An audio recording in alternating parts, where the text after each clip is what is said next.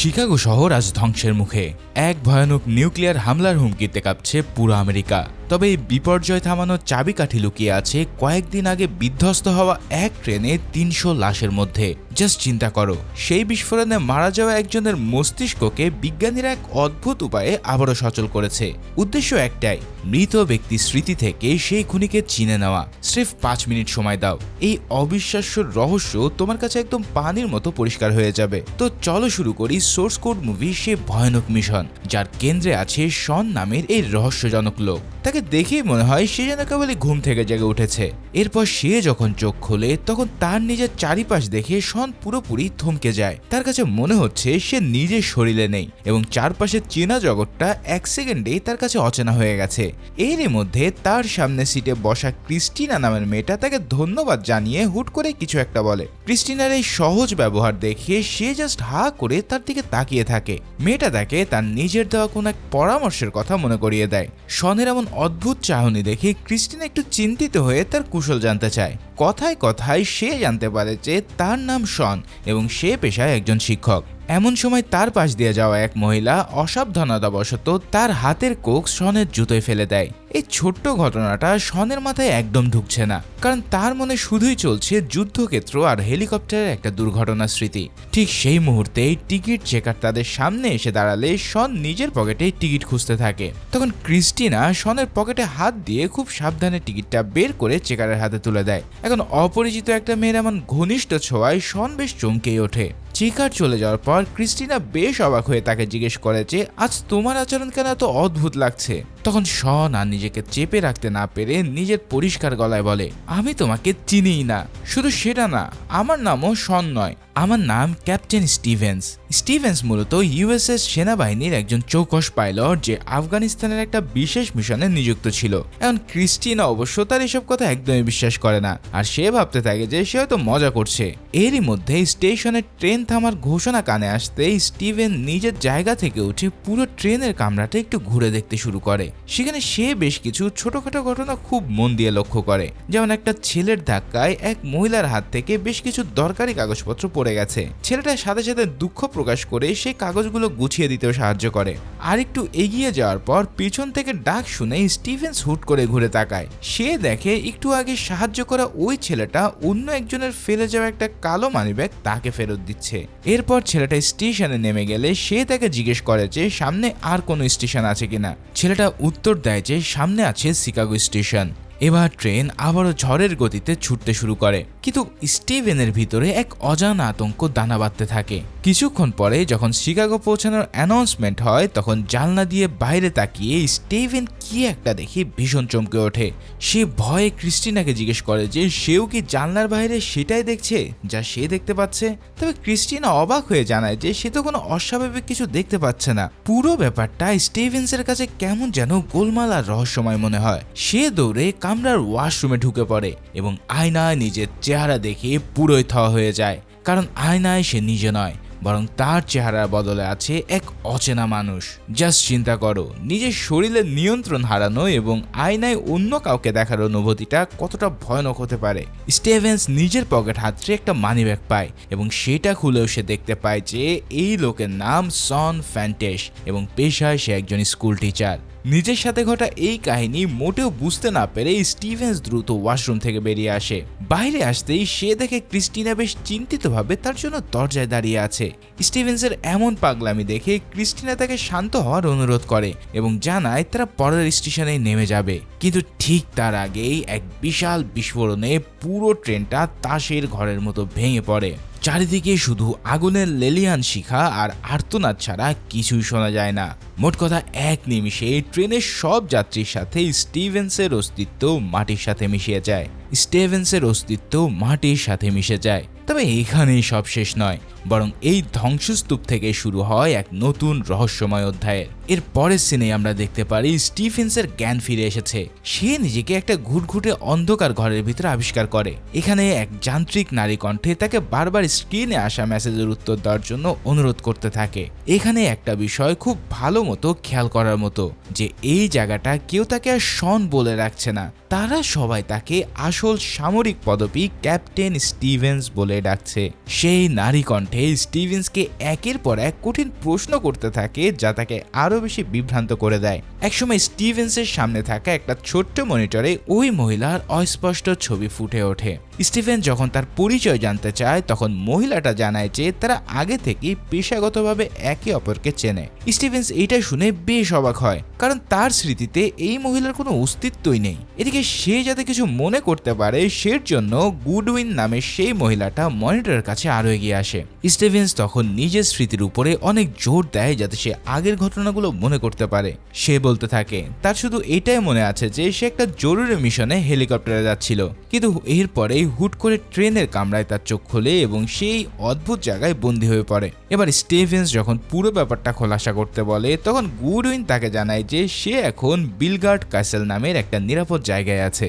স্টিভেন্সের মাথায় এই নামটা শোনার পর অনেক প্রশ্নই ঘুরপাক খায়। গুডউইন তখন মনিটরের ওপাশে তাকে কিছু ক্লু দিতে থাকে যাতে সে সব সহজেই মনে করতে পারে। সেই সূত্র ধরে একটু চিন্তা করতে স্টিভেন্সের মনে পড়ে যায় যে ওই মহিলার নাম আসলে গুডউইন।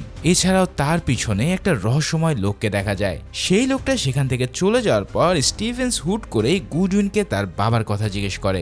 এখন এমন ব্যক্তিগত প্রশ্ন শুনে গুডউইন তার কোনো সরাসরি উত্তর দেয় না, উল্টো সে স্টিভেন্সকে পাল্টা প্রশ্ন করে যে ট্রেনে বোমাটা আসলে কে রেখেছিল।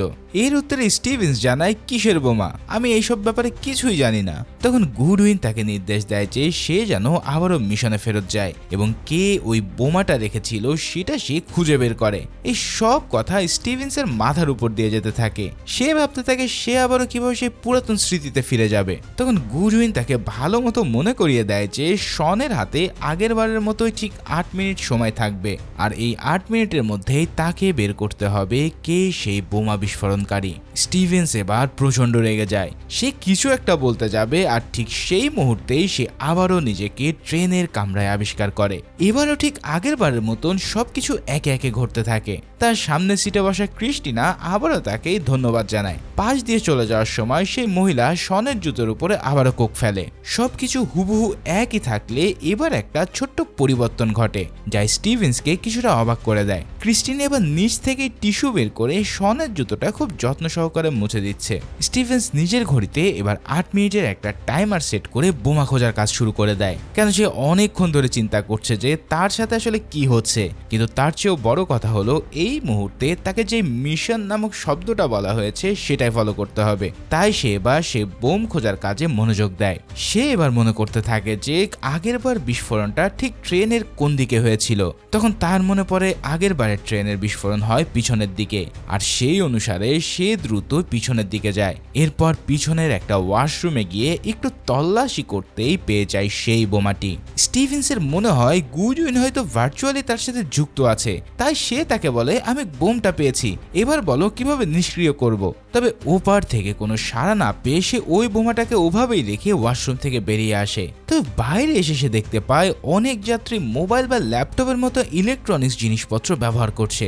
স্টিভেন্স তখন সবাইকে শনের আইডি কার্ড দেখিয়ে বলে যে নিরাপত্তার খাতিরে কেউ যেন কোনো ইলেকট্রনিক ডিভাইস ব্যবহার না করে। তবে অনেকেই তার এই অদ্ভুত কথায় পাত্তা না দিয়ে যে যার মতো কাজে ব্যস্ত থাকে। এদিকে ট্রেনের কামরায় থাকা এক লোকও তখন তার ল্যাপটপ ব্যবহার করছিল, আর এটা দেখে স্টিভেন্সের সন্দেহ হলে সে দ্রুত তার ল্যাপটপ বন্ধ করে দেয়। তবে ওই লোকটা এবার তার উপরে চড়াও হলে স্টিভেন্স তাকে এক ঘুষি মেরে ঠান্ডা করে দেয়। এটা দেখে কামরার বাকি যাত্রীরা এবার বেশ ভয় পায় এবং দ্রুত নিজের মোবাইল আর ইলেকট্রনিক্স ডিভাইসগুলো বন্ধ করতে শুরু করে। তবে ঠিক তখনই শনের ঘড়ির 8 মিনিট শেষ হয় এবং বিশাল এক ভয়াবহ বিস্ফোরণে ট্রেনটা আবারও বিধ্বস্ত হয়ে পড়ে। পর মুহূর্তে স্টিভেন্সের জ্ঞান ফেরে সেই চিরচেনা অন্ধকার ঘরের ভিতর। উপাস থেকে গুডউইন এবার তাকে শান্ত হতে বলে এবং জানতে চায় সে কি বোমাটা খুঁজে পেয়েছিল। উত্তরে স্টিভেন্স জানায় হ্যাঁ। বোমার ব্যাপারে এবার গুডউইন তার কাছে বিস্তারিত জানতে চায়। তবে স্টিভেন্স এবার অন্য কারোর কথা শুনতে নারাজ। সে বলে দেয় যে এই মিশনের যে ইনচার্জ তার সাথে আমি সরাসরি কথা বলতে চাই এবং পুরো ব্যাপারটা আমি জানতে চাই। তবে গুডউইন সাফ জানিয়ে দেয় যে মিশন শেষ হওয়ার আগ পর্যন্ত সে কারোর সাথেই দেখা করতে পারবে না। এই সব কথা শুনে স্টিভেন্সের মনে তখন হাজারো প্রশ্ন চলে আসে। সে জানতে চায় আসলে সে এখানে কি করছে, কারণ তার তো এখন আফগানিস্তানে নিজের টিমের সাথে থাকার কথা ছিল। তবে গুডউইন যখন জানায় যে সে গত 2 মাস ধরে তাদের কাছেই আছে, আর এই কথাটা শুনে স্টিভেন্সের মাথায় যেন আকাশ ভেঙে পড়ে। গুডউইন জানতে চায় স্টিভেন্স সে অপরাধীকে দেখেছে কিনা যে বোমাটা রেখেছে। স্টিভেন্স তাকে এখনো দেখতে পায়নি বলে জানিয়ে দেয়। তবে এরপরেও সে বারবার তার টিমের কথা আর এই অদ্ভুত পরীক্ষার বিস্তারিত জানতে চাইলে গুডউইন তাকে আসল সত্যিটা বলতে থাকে। সে জানায় যে এটা একটা এক্সপেরিমেন্ট ঠিকই, তবে বাস্তবে সেই ট্রেনটা আসলে বিস্ফোরিত হয়েছে। এছাড়াও এখন শিকাগো শহরের হাজার মানুষের জীবন বাঁচানো স্রেফ স্টিভেন্সের উপরে নির্ভর করছে। মোট কথা স্টিভেন্সের কাছে এখন নিজের জীবন নয়, বরং একটা বড় বিপর্যয় ঠেকানোরই মূল লক্ষ্য। তবে স্টিভেন্স বুঝতে পারছে না যে এই বিপর্যয়টা আসলে কি, তাই সে প্রচন্ড রেগে গিয়ে গুডউইনের কাছে জানতে চায় তার চারপাশে আসলে হচ্ছেটা কি। এখন এমন পরিস্থিতি দেখে এবার গুডউইন নিরুপায় হয়ে তার বসের কাছে অনুমতি চায় তাকে কিছু তথ্য দেওয়ার জন্য। তবে তার বস ডক্টর রটলেজ এতে একদমই রাজি হয় না। রটলেজ উল্টো তাকে নির্দেশ দেয় যে স্টিভেন্সকে আবারও সেই ট্রেনে পাঠাতে।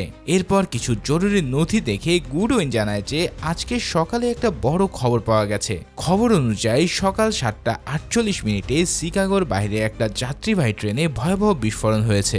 সেই বিস্ফোরণ এতটাই শক্তিশালী ছিল যে ট্রেনের একজন যাত্রীও বেঁচে নেই। গুডউইন আরো জানায় শন নামের এক ব্যক্তি সেই ট্রেনে ছিল, আর তার শরীরে এখন স্টিভেন্সের মস্তিষ্ক অবস্থান করছে। কিন্তু সবচেয়ে বড় প্রশ্ন হলো শনস কিভাবে স্টিভেন্সে পরিণত হলো এবং বিস্ফোরণের পরেও সে কিভাবে বেঁচে আছে। তবে সব বড় রহস্য বোঝানোর মতো সময় গুডউইনের হাতে নেই, তাই কথা বলে সময় নষ্ট না করে তাদের এখন আরো অনেক মানুষের জীবন বাঁচাতে হবে, কারণ অপরাধী আরো বড় এক হামলার হুমকি দিয়ে গেছে।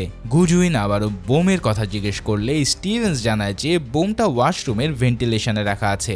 এছাড়াও বোমের সাথে সে একটা সেলফোন আর একটা ডেটোনেটরও দেখতে পেয়েছে। আর এই কথা শেষ হওয়ার আগে গুডউইন তাকে আবারও সে চলন্ত ট্রেনে পাঠিয়ে দেয়। এবারও তার হাতে আছে মাত্র 8 মিনিট এবং গুডউইন তাকে শেষ পরামর্শ দেয় যে ট্রেনের প্রত্যেকটি সন্দেহভাজন মানুষের উপরে যেন সে কড়া নজর রাখে। যাই হোক, ট্রেনে ফিরে এসে স্টিভেন্স দেখে সবকিছু আগের মতোই ঘটছে। যেহেতু এটা তার তৃতীয়বার, তাই চারিপাশের কোনো কিছুই আর তার কাছে নতুন বা অচেনা লাগছে না। এবার শেষ হওয়ার আগে নিজের ঘড়িতে 8 মিনিট টাইমার সেট করে নিয়ে বোমা উদ্ধারের কাজ শুরু করে।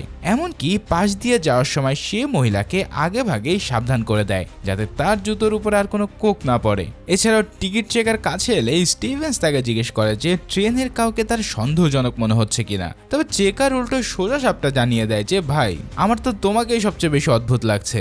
চেকারের এমন কথায় স্টিভেন্স একটু দমে গেলেও সে তার লক্ষ্য থেকে বিচ্যুত হয় না। এদিকে ক্রিস্টিনা যখন শনের এমন রহস্যময় কাণ্ড দেখে কিছুই বুঝে উঠতে পারে না, তখন স্টিভেন্স কোনো একটা ক্লু পাওয়ার আশায় শনের ব্যাগ হাতড়াতে শুরু করে। এবার ব্যাগ খুঁজতে খুঁজতে সে শনের একটা ব্যক্তিগত ডায়েরি পায়। এই ডায়েরির একটা পাতায় শনের মনের একটা অব্যক্ত কথা লেখা ছিল, যেখানে লেখা আছে সে ক্রিস্টিনার সাথে একটা কফি খেতে চায়। ডায়েরিটা পড়ার পর স্টিভেন্সের মনে ক্রিস্টিনার জন্য এক অদ্ভুত মায়া কাজ করতে শুরু করে। ঠিক তখনই স্টিভেন্সের চোখ গ্লেন ব্রুক নামের এক সন্দেহভাজন ব্যক্তির দিকে পড়ে, যে কিনা তাড়াহুড়ো করে ট্রেন থেকে নেমে যাচ্ছিল। এবার সে ক্রিস্টিনাকেও জড়াজড়ি করে তার সাথে ট্রেন থেকে নেমে আসার জন্য।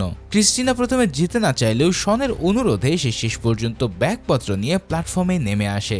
এরপর ক্রিস্টিনাকে সে একটা স্টেশনের জায়গায় বসিয়ে রেখে সে ওই লোকটার পিছু নেয়। সে লোকটাকে অনুসরণ করতে করতে বাথরুমের দিকে দৌড়ায়, তবে সেখানে অপরাধের কোনো চিহ্ন পায় না।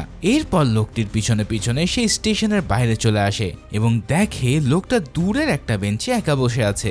স্টিভেন্স সরাসরি তার সামনে গিয়ে দাঁড়ায় এবং তার গতিবিধি লক্ষ্য করতে থাকে। তবে লোকটা কোনো অচেনা মানুষের সাথে কথা বলতে বা নিজের ফোন দেখাতে একদমই রাজি হয় না। লোকটার একগুয়ামি দেখে স্টিভেন্সের মনে আরো সন্দেহ বেড়ে যায়। তখন সে জোর করে তার ব্যাগ চেক করতে গেলে দুজনের মধ্যে ধস্তাধস্তি শুরু হয়। তবে ঠিক সেই মুহূর্তেই ওই দূরে থাকা ট্রেনটাতে ভয়ানক বিস্ফোরণ হয়, আর তখন স্টিভেন্স বুঝতে পারে যে সে আসলে ভুল মানুষকে সন্দেহ করে সময় নষ্ট করেছে। অন্যদিকে হাতাহাতির এক পর্যায়ে লোকটা নিজেকে বাঁচাতে স্টিভেন্সকে জোরে একটা ধাক্কা দিয়ে রেল লাইনে ফেলে দেয়। আর ঠিক তখনই একটা মালবাহী ট্রেন প্রচন্ড গতিতে ছুটে এসে তাকে কেটে ফোড়ফোড় করে দেয়। আর এই মৃত্যুর কারণে সে আবারও জ্ঞান ফিরে সে অন্ধকার ঘরে প্রবেশ করে। তবে এবার সে সে কোনোভাবেই গুডউইনের সাথে যোগাযোগ করতে পারছে না। সে চিৎকার করে সাহায্যের আবেদন জানায়, কিন্তু তার আওয়াজ যেন চার দেওয়ালের বাইরে বের হয় না। এমনকি শত চেষ্টা করেও সে বন্দি দশা থেকে নিজেকে বের করতে পারছিল না। আসলে গুডউইন তখন পুরো বিষয়টা তার বস ডক্টর রটলেসকে জানাচ্ছিল। রটলেস নির্দেশ দেয় স্টিভেন্সকে যেন অনবরত তথ্য পাঠানো হয়, কারণ এছাড়া তাকে এই মিশন থেকে উদ্ধার করার আর কোনো উপায় তাদের হাতে নেই। তাই গুডউইন আর রটলেস যখন বোম সম্পর্কে জানতে চায়, তখন স্টিভেন্স জানায় যে সে অপরাধীকে চেনে না, তবে সে ভুল করে দুজন যাত্রীকে বিস্ফোরণ থেকে বাঁচানোর চেষ্টা করেছিল। এবার রটলেস আসল রহস্যটা ফাঁস করে দেয়। তারা আসলে সোর্স কোড নামের একটা বিশেষ কম্পিউটার সিমুলেশন তৈরি করেছে। বিজ্ঞানের ভাষায় মানুষের মৃত্যুর পরেও তার মস্তিষ্কে শেষ 8 মিনিটের অবচেতন স্মৃতি সচল থাকে। এই সোর্স কোডের মূল উদ্দেশ্য হলো একটা মৃত মানুষের সেই 8 মিনিটের স্মৃতিকে ব্যবহার করে অতীতকে আবারও নতুন করে সাজানো। আর তাদের এই সোর্স কোড মূলত একটা মৃত ব্যক্তি সেই শেষ 8 মিনিটের স্মৃতিকে ব্যবহার করে অতীতকে আবারও নতুন করে সাজাতে পারে। কি বুঝতে পারছো তো? বিষয়টা শুনতে যতটা সহজ মনে হচ্ছে, বাস্তবে এটা তার চেয়েও হাজার গুণ জটিল। এখন ট্রেন দুর্ঘটনায় শন নামের যে ব্যক্তিটা মারা গিয়েছিল, তাকে সোর্স কোডের মাধ্যমে স্টিভেন্সের মস্তিষ্কে শনের সেই 8 মিনিটের স্মৃতি জুড়ে দেওয়া হয়। তো রটলেস জানায় যে শন আসলে স্টিভেন্সের মতো একজন সাধারণ মানুষ ছিল। তাদের দুজনের মধ্যে নিউরাল ম্যাচ বা মানসিক মিল থাকায় স্টিভেন্সকেই এই মিশনের জন্য বেছে নেওয়া হয়। আর এই কারণেই প্রথমবার আয়নায় নিজেকে দেখার বদলে সে শনের চেহারা দেখেছিল। মানে চিন্তা করো, অন্য একজন মানুষের শেষ মুহূর্তের স্মৃতিটাকে নিয়ে তারা কি ধরনের মেকানিজম করছে। যাই হোক, স্টিভেন্স তখন গুডউইনকে জানায় যে সে তো আগেরবার ক্রিস্টিনাকে বিস্ফোরণের হাত থেকে বাঁচিয়েছে। তবে গুডউইন আর রটলেস তার এই দাবিকে সরাসরি নাকচ করে দেয়। তারা বুঝিয়ে বলে যে সোর্স কোড কিন্তু কোনো টাইম মেশিন নয় যে এটা দিয়ে মৃত মানুষকে বাঁচানো যাবে। এটা সির্ফ তথ্য জোগাড় করার একটা উন্নত মাধ্যম মাত্র। এই 8 মিনিটে যদি স্টিভেন্স কাউকে মেরেও ফেলে, তাহলে বাস্তবে তার কোনো প্রভাবই পড়বে না। তারা স্টিভেন্সকে জানায় যে সামনে শিকাগো শহরে এক বিশাল নিউক্লিয়ার হামলার হুমকি আছে। শহরকে বাঁচাতে হলে তাদের আবারও ওই 8 মিনিটের জন্য ট্রেনে ফিরে যেতে হবে এবং খুঁজে বের করতে হবে যে বোমাটা আসলে কে সেট করেছে, কেননা এই বোমা হামলাকারী তাদেরকে হুমকি দিয়েছে নিউক্লিয়ার অ্যাটাকের। সব কথা বলার পর গুডউইন তাকে একটা নতুন ক্লু দেয়। সে জানায় যে ট্রেনের কন্ডাক্ট কোচে একটা বন্দুক রাখা আছে, যা সে প্রয়োজনে ব্যবহার করতে পারবে। এরপর স্টিভেন্সকে আবারও সেই ট্রেনের ভিতরে পাঠানো হয়। তো আগের মতোই সব ঘটনা শুরু হলে স্টিভেন্স এবার সরাসরি কন্ডাক্টর রুমের দিকে ছুটে যায়। গুডউইনের কথা মতো সে সেখান থেকে একটা বন্দুক বের করে নেয় ঠিকই, কিন্তু তখনই ট্রেনের সিকিউরিটি গার্ড তাকে ধরে ফেলে। স্টিভেন্স কোনো কথা বলার সুযোগ পাওয়ার আগেই গার্ড তাকে ইলেকট্রিক শক দিয়ে অজ্ঞান করে দেয়। মানে কি আর বলবো, 1 সেকেন্ডের ভুলেই তার পুরো পরিকল্পনা মাটি হয়ে যায়। এবার যখন তার জ্ঞান ফেরে, তখন সে দেখতে পায় ক্রিস্টিনা তার সামনে চিন্তিত মুখে বসে আছে। স্টিভেন্স নিজের বাবার সাথে শেষবার কথা বলার জন্য স্ট্রিনার কাছে ফোন চায়, কিন্তু ঠিক তখনই পাশ দিয়ে একটা মালবাহী গাড়ি যাওয়ার শব্দ শোনা যায়। আর এটা শুনে স্টিভেন্স বুঝতে পারে যে তার সময় শেষ হয়ে এসেছে। সে ক্রিস্টিনাকে সান্ত্বনা দিয়ে বলতে শুরু করে সবকিছু আবারও ঠিক হয়ে যাবে। তবে কথাটা শেষ হওয়ার আগে পুরো ট্রেনটা আবারও বিস্ফোরণে উড়ে যায়। এভাবেই বারবার মৃত্যুর স্বাদ নিতে নিতে স্টিভেন্সের মানসিক অবস্থা একদম ভেঙে পড়ে। এদিকে প্রত্যেকবারের লুপ অনুসারে সে আবারও ওই ঘরে ফিরে আসে। এবার সে গুডউইনকে সরাসরি প্রশ্ন করে যে সে কি আসলে বেঁচে আছে নাকি মারা গেছে। গুডউইন প্রথমে বোমা হামলাকারী ছাড়া অন্য কোনো বিষয়ে কথা বলতে রাজি হয় না, তবে সে এবার নাছোড়বান্দা। আর তাই সে জোর করলে গুডউইন জানায় যে আসলে স্টিভেন্সের শরীরের মৃত্যু হয়েছে, কিন্তু তার মস্তিষ্কের কিছু অংশ এখনো বিশেষ বৈজ্ঞানিক পদ্ধতিতে চালু রাখা হয়েছে। তার মানে বুঝতে পারছো, এটা এক ধরনের কমা টাইপের, অর্থাৎ তার ফিজিক্যাল বডি ডেড হয়ে গেল, তার ব্রেন এখনো অ্যাক্টিভ আছে। এছাড়াও গুডউইন বুঝিয়ে বলে যে স্টিভেন্সের মনে হচ্ছে সে নড়াচড়া করছে, কিন্তু বাস্তবে এই সব তার মনের ভুল। আসলে স্টিভেন্স যা কিছু ভাবছে তা সব কিছুই টেক্সট হিসেবে কেবলমাত্র গুডউইনের স্ক্রিনে ফুটে উঠছে। অর্থাৎ এখানে আমরা যে স্টিভেন্সকে দেখতে পাচ্ছি সে মূলত জাস্ট একটা টেক্সট কমান্ড। অর্থাৎ স্টিভেন্স তাদেরকে যে ইনফরমেশনগুলো দিচ্ছে সেগুলো গুডউইন কেবলমাত্র তার কম্পিউটার স্ক্রিনে দেখতে পায়, আর ঠিক সেভাবেই সে কমিউনিকেট করে যাচ্ছে। এই পুরো কাহিনীটা কিন্তু বিখ্যাত বিজ্ঞানী স্টিফেন হকিং এর ক্ষেত্রেও করা হয়েছিল। মোট কথা, স্টিভেন্সের এই অন্ধকার ক্যাপসুলটি তার অবচেতন মনের একটা কল্পনা মাত্র। এদিকে ইনচার্জ রটলেজ পরিষ্কার জানিয়ে দেয় যে সিমুলেশনের ভিতরে থাকাকালীন স্টিভেন্সকে তার মিশন শেষ করতেই হবে। স্টিভেন্স তার প্রতিবাদ করে উঠলে সে তাকে একটা টোপ দেয়। সে বলতে থাকে মিশন সফল হলে স্টিভেন্সকে তার কাঙ্ক্ষিত শান্তিপূর্ণ মৃত্যু উপহার দেওয়া হবে। এছাড়াও তাকে মানসিকভাবে চাঙ্গা করতে তার বাবার একটা পুরাতন ভয়েস ক্লিপ চালিয়ে দেওয়া হয়। এই রেকর্ডে তার বাবা বলছে সে তার ছেলের জন্য সবসময় গর্ববোধ করে। বাবার এই আবেগী কথাগুলো শুনে স্টিভেন্সের জেদ আরো অনেকখানি বেড়ে যায়। সে এক মুহূর্ত সময় নষ্ট না করে আবারও সেই চলন্ত ট্রেনে ফিরে যেতে চায়। রটলেজ তাকে সাথে সাথে আবারও সেই সিমুলেশনে পাঠিয়ে দিলে এবার স্টিভেন্স সবার আগে তার বন্দুকটা হাতে নেয়। এরপর সে বোমা থেকে সেই সেলফোনটা নিয়ে দ্রুত কল সেটিংস চেক করতে থাকে। সেখানে একটা নাম্বার দেখে সে সঙ্গে সঙ্গে কল দেয়, আর ওপাশ থেকে ফোন রিসিভ হতেই সে ওয়াশরুম থেকে বেরিয়ে পুরো কামরার মানুষজনকে লক্ষ্য করতে থাকে যে কার ফোনটা এখন কানে ধরা। এভাবে তার সামনের সিটে থাকা এক লোককে দেখে মুহূর্তেই সে নিশ্চিত হয়ে যায় যে এই লোকটার সাথে নিশ্চয়ই কোনো গড়বড় আছে। তবে ঠিক তখনই প্রথম দিকে যেই ছেলেটার সাথে ধাক্কা লেগে কাগজ পড়ে গিয়েছিল তাকে সে দ্রুত সিট থেকে উঠে বেরিয়ে যেতে দেখে। ফলে স্টিভেন্স সঙ্গে সঙ্গে তার দিকে বন্দুক তাক করে। এবার লোকটা কাঁপতে কাঁপতে বলে তার নাম জশ এবং সে একজন সফটওয়্যার ইঞ্জিনিয়ার। সে দাবি করে যে একটু আগে সে তার স্ত্রীর সাথে কথা বলেছিল।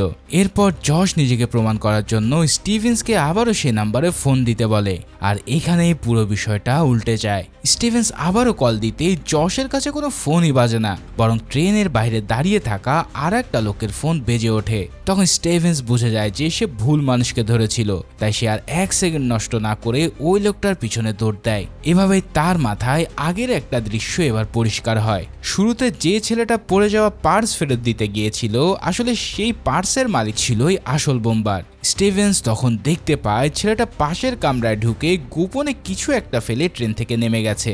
এরপর সে ওখানে গিয়ে পার্সটা খুঁজে পেয়ে দেখতে পায় সেখানে তার নাম ড্রেক ফস্ট। তখন পুরো প্ল্যানটা পরিষ্কার হয়ে যায়। আসলে ড্রেক চাইছিল যে তদন্তের সময় সবাই যেন ধরে নেয় সেও বিস্ফোরণে মারা গেছে, তাই সে নিজের পরিচয়পত্র সহ পার্সটা আলাদা কামরায় ফেলে যাচ্ছিল।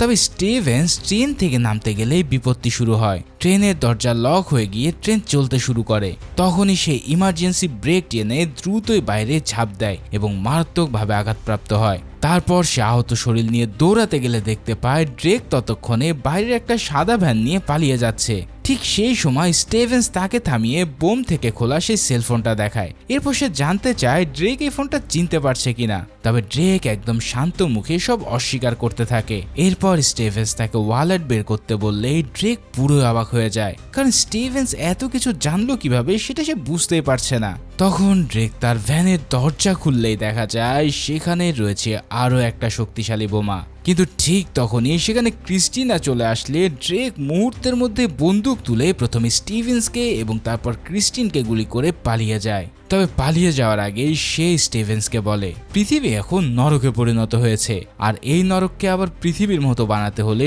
সবকিছু আগে শেষ করতে হবে। ঠিক এই কথা বলার সময় তার মুখে এক ফোঁটা অনুশোচনাও দেখা যায় না। আর যখন তারা দুজনেই প্রায় মৃত্যুর কোলে ঢলে পড়ছে ঠিক তখনই এক বিকট শব্দে পুরো ট্রেনটা আবারও বিধ্বস্ত হয়। ঠিক এই মুহূর্তে স্টিভেন্স বুঝতে পারে যে সেই বোমাটাই একটি নয় বরং দুটো মোবাইল ফোন যুক্ত ছিল। আর এরপরে সে আবারও অন্ধকার রুমে চলে আসলে গুডউইলকে সে বোমারুর নাম্বার এবং গাড়ির নাম্বার জানিয়ে দেয়। সব তথ্য পাওয়ার পর স্টিভেন্স রডজেলকে তাদের আগের চুক্তির কথা মনে করিয়ে দেয়। তখন রডজেল অবাক হয়ে বলে যে সে ভেবেছিল স্টিভেন্স হয়তো মত বদলেছে এবং এই মিশনে আরও সে কাজ করতে চায়। তবে স্টিভেন্স জানায় যে তার মত বদলের কারণ সম্পূর্ণ অন্যরকম। সে নিজের মনের শান্তির জন্য মরার আগে শেষবারের মতন আরো একবার ওই ট্রেনে ফেরত যেতে চায়। সে এবার সব যাত্রীকে সত্যি বাঁচাতে চায় যাতে তার মনে কোনো আফসোস না থাকে। রটলেজ শেষমেশ এই প্রস্তাবে রাজি হয়, কারণ ইতিমধ্যেই তার যেই কাজ উদ্ধার করার কথা ছিল সেটা উদ্ধার হয়ে গেছে, অর্থাৎ কে এই বোম বিস্ফোরণ করেছে তার ইনফরমেশন। ওদিকে ক্যাপসুলের ভিতরে থাকা স্টিভেন্সকে ধন্যবাদ জানাতে গুডউইন তার সামনে আসে। স্টিভেন্স সরাসরি তাকে জিজ্ঞেস করে যে কাজ তো হয়ে গেছে, এখন রডজেল কি তাকে শান্তিতে মরতে দেবে? গুডউইন কিছুক্ষণ ভেবে এক কঠিন সিদ্ধান্ত নেয় যা কেউই কল্পনা করতে পারে না। সে জানায় যে এই 8 মিনিটের মিশন শেষ হওয়ার সাথে সাথে সেই স্টিভেন্সের লাইফ সাপোর্ট বন্ধ করে দেবে। সে স্টিভেন্সকে আর এই যন্ত্রণার ভিতর দিয়ে ফিরিয়ে আনতে চায় না। গুডউইন মন থেকে তাকে ধন্যবাদ জানায় এবং এন্টার বাটন চাপ দিয়ে তাকে শেষবারের মতো ট্রেনে পাঠিয়ে দেয়। এদিকে স্টিভেন্স এবার এক অদ্ভুত আনন্দ ও আত্মবিশ্বাস নিয়ে ট্রেনে সেই চেনা কামরায় ফিরে আসে। এবার তার চোখে মুখে কোনো ভয় নেই, কেননা সে জানে তাকে ঠিক কি করতে হবে। তাই এবার স্টিভেন্সের আচরণে এক অদ্ভুত পরিবর্তন লক্ষ্য করা যায়। সে হাসি মুখে ক্রিস্টিনকে কফি খাওয়ার প্রস্তাব দিলে ক্রিস্টিনা বেশ অবাক হয়, কেননা সেও চাইছিল শন যেন তাকে কফি জেটের অফার করে। তবে তার আগে স্টিভেন্স তাকে 1 মিনিট অপেক্ষা করতে বলে দ্রুত ওয়াশরুমে যায়। এবার সেখানে গিয়ে সে আর ভুল করে না, আর খুব সাবধানে দুটো সেলফোনকে খুঁজে বের করে বোম থেকে আলাদা করে ফেলে। বিপদ মুক্ত হওয়ার পর ওয়াশরুম থেকে বেরিয়ে সেই স্টিভেন্স ডেরেকের পাশ দিয়ে হেঁটে যায়। আর যেহেতু সিমুলেশনের একদম শুরু থেকেই শুরু হয়েছে, তাই ড্রেক এবার স্টিভেন্সকে চিনতে পারে না। স্টিভেন্স তখন বুদ্ধি খাটিয়ে চিকারের সাথে ধাক্কা খাওয়ার নাটক করে এবং সেই সুযোগে তার কাছ থেকে হ্যান্ডকাফ ছিনিয়ে নেয়। তবে অন্যদিকে আমরা দেখতে পাই ডক্টর রটলেস তখন নিজের অফিসে বসে ফান্ডের ব্যাপারে ফোনে কথা বলছে।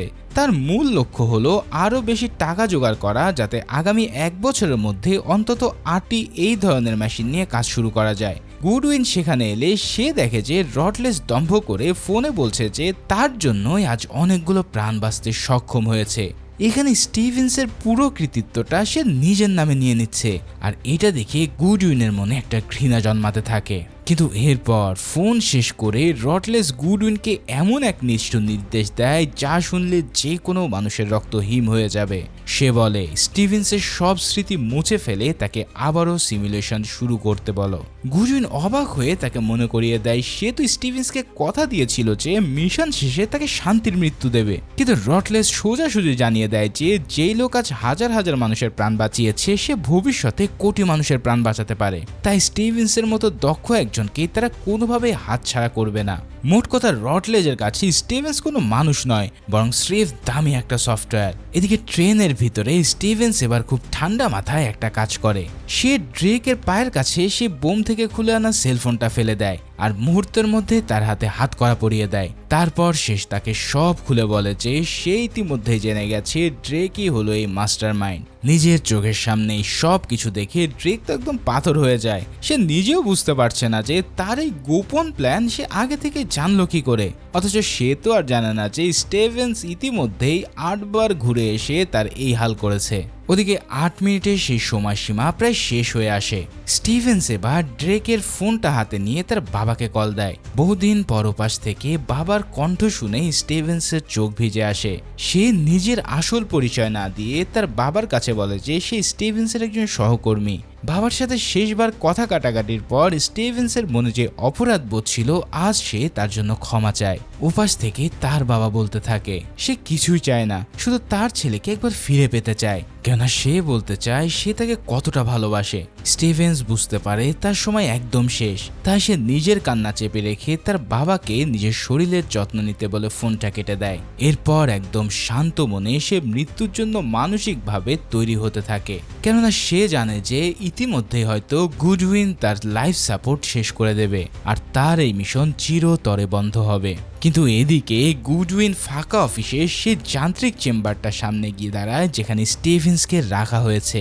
আর ঠিক এই মুহূর্তে আমরা দেখতে পারি এ হচ্ছে স্টিভেন্স, যার অর্ধেক শরীরই বিধ্বস্ত, অর্থাৎ সে কেবলমাত্র বেঁচে ছিল মানসিকভাবে। ওদিকে ট্রেনের ভিতরে স্টিভেন্স একজন কমেডিয়ানকে কিছু টাকা দেয় সবাইকে হাসানোর জন্য। কমেডিয়ানও চ্যালেঞ্জটা লুফে নেয় এবং তার জোক শুনে পুরো কামরার মানুষ হাসিতে ফেটে পড়ে। স্টিভেন্স চেয়েছিল জীবনের শেষ কয়েকটা মুহূর্ত যেন সে হাসি খুশিভাবে মানুষের ভিড়ে কাটাতে পারে। বিশ্বাস করো এই দৃশ্যটা তোমার মনকে এক অন্যরকম প্রশান্তি দেবে। এদিকে ডক্টর রটলেস যখন গুডউইনের এই কাণ্ড জানতে পারে যে সে তাকে পিসফুল ডেথ দিতে যাচ্ছে, তখন সে ল্যাবে ছুটে আসে। কিন্তু গুডউইন ততক্ষণ নিজের দরজা বন্ধ করে দিয়ে একটা বাটনে প্রেস করে। সেই বাটনে প্রেস করার ফলে ফাইনালি স্টিভেন্সের সবকিছু শেষ হয়ে যায়। তবে এইদিকে ঘটে সবচেয়ে বড় টুইস্ট। এখানে আমরা দেখতে পারি ট্রেনের ভিতরের 8 মিনিট সময় পার হয়ে যাওয়ার পরেও স্টিভেন্সের জীবন স্বাভাবিকই চলছে, সেখানে আর কোনো এবার বিস্ফোরণ হয়নি। আর ঠিক সেই মুহূর্তে ল্যাবের ভিতরে গুডউইন একটা মেল পায় যা পাঠিয়েছিল খোদ স্টিভেন্স। সেখানে লেখা ছিল যে শিকাগো ট্রেন বোমা হামলাটি সে রুখে দিতে সক্ষম হয়েছে। তার মানে তোমরা বুঝতে পারছো, যেহেতু এই রিয়ালিটিতে কোনো বিস্ফোরণ ঘটেনি, তাই স্টিভেন্সের শরীরের উপরে সোর্স কোডের কোনো পরীক্ষা করারও প্রয়োজন পড়েনি। গুডউইন তখন বুঝতে পারে যে তাদের তৈরি করা এই সিমুলেশন আসলে কেবল একটা যান্ত্রিক পরীক্ষা ছিল না, বরং এইটা অন্য একটা প্যারালাল রিয়ালিটিতে যাওয়ার দরজা খুলে দিয়েছে। স্টিভেন্স কেবল অপরাধীকে খুঁজে বের করেনি, বরং নিজের বুদ্ধিমত্তা দিয়ে পুরো টাইমলাইনটাকেই বদলে দিয়েছে। আর মুভির একদম শেষে আমরা দেখতে পাই এই নতুন টাইমলাইনের পৃথিবীতে স্টিভেন্স ও ক্রিস্টিনা হাতে হাত রেখে এক সুন্দর ভবিষ্যৎ গড়ার স্বপ্ন দেখছে। আর ঠিক এই সিনের মধ্যে দিয়েই এই মাস্টারপিস মুভিটাও এখানেই শেষ হয়।